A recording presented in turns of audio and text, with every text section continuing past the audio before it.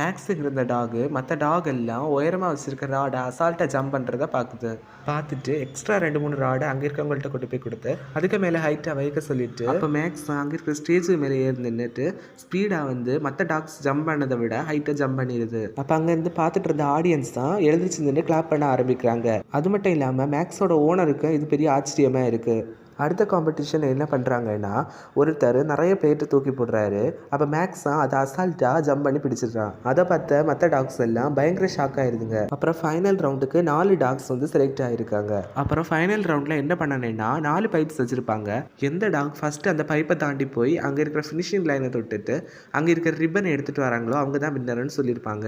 அப்போ மேக்ஸ் எந்த பைப்புக்குள்ளோடி போனால் சீக்கிரம் ஃபினிஷிங் லைன் கிட்ட போகலாம் அப்படின்னு பார்க்குறான். அப்புறம் காம்படிஷனை ஸ்டார்ட் பண்ணிடுறாங்க. அப்போ மேக்ஸ் தனக்கு வைக்கப்பட்டிருக்க அந்த பைப் வழியாக போகாமல் பக்கத்து பைப் வழியாக போகிறான். அதுக்கப்புறமா மற்ற டாக்ஸ் எல்லாம் தாண்டி ஜம்ப் பண்ணி ஃபினிஷிங் லைன் கிட்டே வந்துடுறான். மேக்ஸ் அவனுக்கு கொடுக்கப்பட்ட க்ரீன் கலர் ரிப்பனை எடுத்துகிட்டு ஜம்ப் பண்ணியே ரேஸ் ஸ்டார்ட் ஆன இடத்துக்கு வந்து காம்படிஷன்லேயே வின் பண்ணிடுறான்.